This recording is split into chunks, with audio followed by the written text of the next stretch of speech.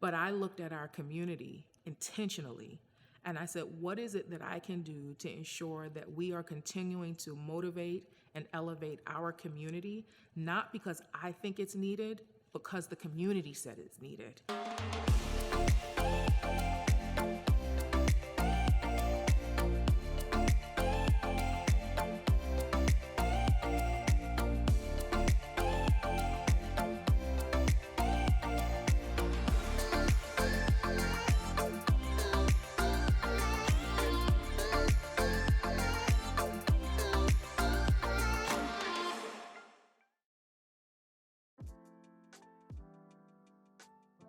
I am a mentally retired senior government executive turned nonprofit coach and consultant.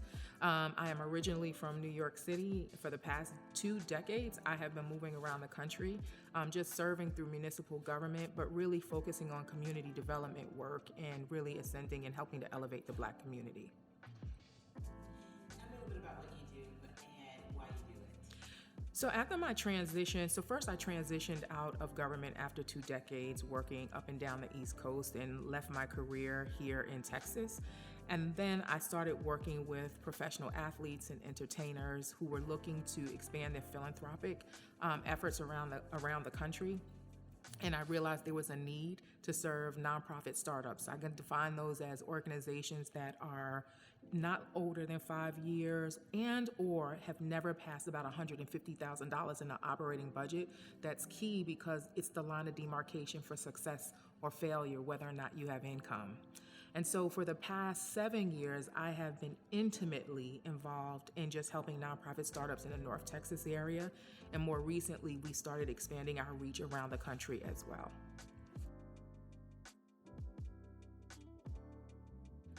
I'm a former city manager, and I understand how community-based organizations really help our communities to thrive.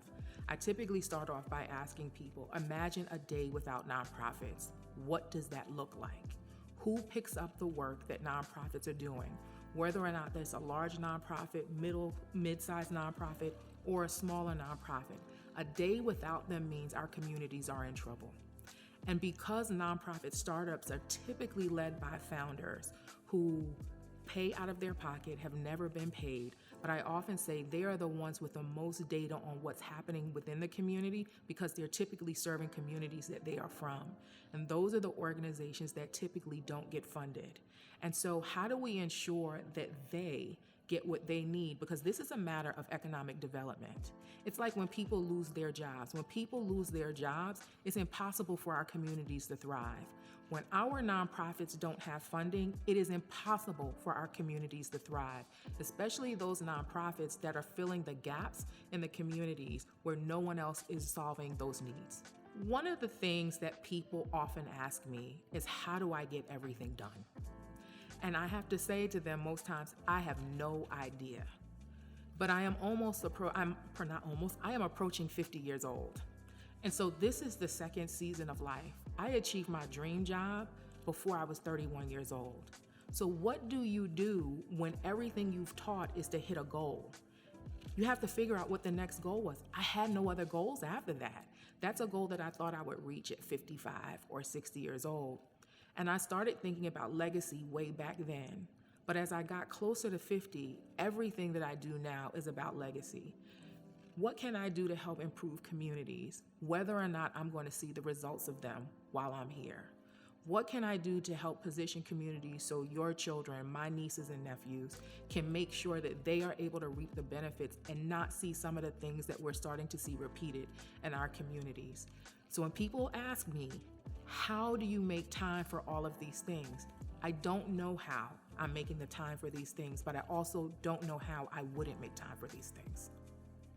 People often also ask me, why is it so important that my work is now focused on Black-led nonprofit startups?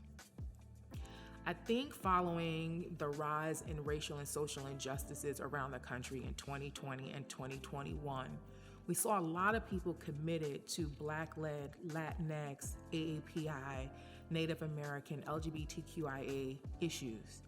And then we moved a little bit away from that and we started seeing things fall back the way that they were before.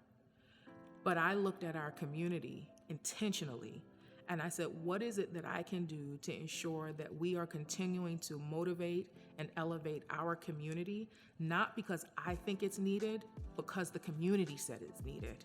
And so I have been focused on community engagement and community development work because I want to make sure that we are controlling the narratives around our communities based on what the community says is needed. I want to make sure that we're not assimilating to anything that does not recognize and respect the cultural relevancies of our communities. And so it is an honor to be able to do the work that I'm doing, even if at the end of the day, the results don't come until I'm no longer here.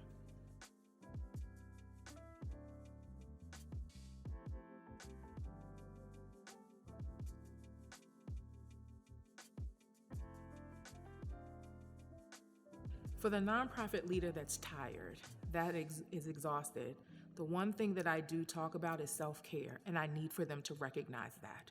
I need for nonprofit leaders to understand that the work doesn't work without you. So if you aren't putting yourselves first, the work doesn't matter, right? Lisa Nichols often says, you cannot give to people from a cup that is not full. You have to give to people from your overflow. Most nonprofit leaders serve from an empty cup where there is never an overflow. And so in order for them to do the best for the communities or the peoples and places and things that they serve, it is important that they first serve themselves, identifying when it's time to take off, identifying when they don't feel well, identifying when they just need to walk away, identifying that it's okay to say, I'm not succeeding at this and I'm not going to fail community if I cannot be the one to fix this. I think nonprofit leaders absorb so much responsibility that it becomes so personal to them, especially for founders that have a similar experience, and that's what led them to do the work.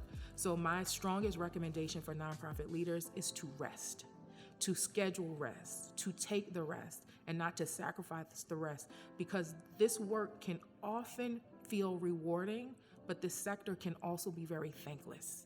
And you have to find the balance between the two.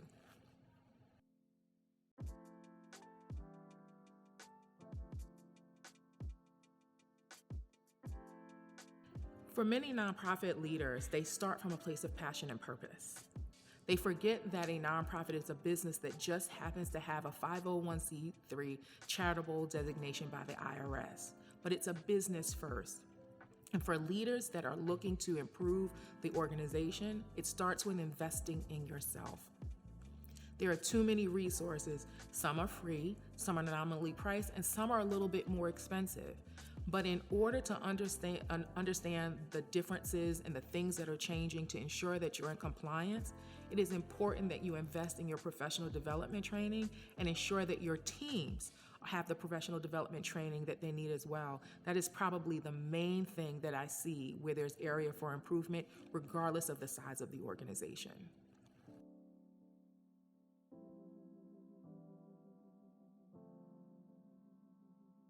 It is important for all nonprofit leaders to not only have a mentor, but a peer group, some level of accountability, right? Where you can brainstorm and dump ideas and hear what people are doing to ensure that you know that you're not alone.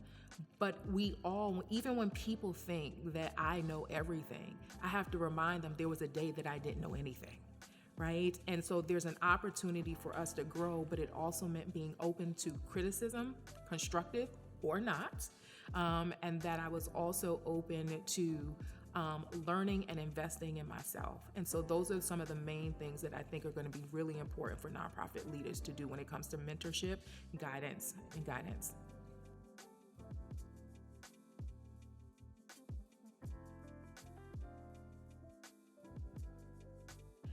For the nonprofit leader that's trying to think about what's next, there's two things. One is pay attention to the data. The data is going to dictate where you go next. Sometimes we get stuck in the research that we did years ago, even if maybe we didn't do the research. But to be relevant in this time and to serve well, we need to pay attention to where we are now, pay attention to the problems and the needs, and ensuring that we're being innovative in our solutions, right? We're building for the current times, not the traditional times of how we built nonprofits decades ago. The second thing I would say is it's going back to professional development. That's one of the areas that we're really focused on right now. People always ask me, where am I supposed to learn the things that you teach? I said, that's the problem that I came to fix.